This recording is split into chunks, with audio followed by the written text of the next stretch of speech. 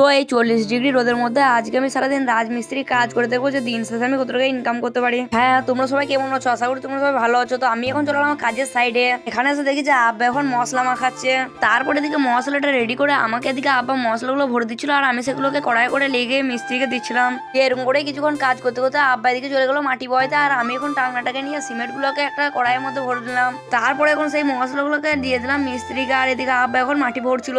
মিস্ত্রি এখন এই পাইপের কাছে ফুটোটাকে মুজাচ্ছিল, আর আমি এখন মশলাগুলো নিয়ে গিয়ে মিস্ত্রিকে দিচ্ছিলাম। হ্যাঁ, দিয়ে তারপরে এই 40 ডিগ্রি রোদের মধ্যে যেহেতু প্রচন্ড পরিমাণে গরম করছিল, সেই জন্য বাড়ি এসে কিছু ঠান্ডা ঠান্ডা পানি খেয়ে নিলাম। তারপর আবার কাজের সাইডে এসে দেখি যে মশলা শেষ, সেই জন্য আমি এখন ফেলাতে লেগে গেলাম বালি। তারপর এখন ধামাতে বালিগুলোকে ভরে সেই বালিগুলোকে এক জায়গায় রাখছিলাম, আর তখনই আমার হাতে চলে এলো চা।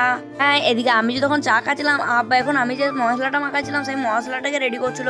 তারপর মশলা মাখানোর পর আরো কিছুক্ষণ কাজ করার পরে এদিকে 10টা 40 বেজে গেলো। আমার বাড়িতে এসে খাওয়া দাওয়াটা করে নিলাম। এই ভিডিওটা অনেকটা বড় হয়ে গেছিল, সেই জন্য তোমাদের সঙ্গে আবার দেখা হচ্ছে পার্ট 2 তে।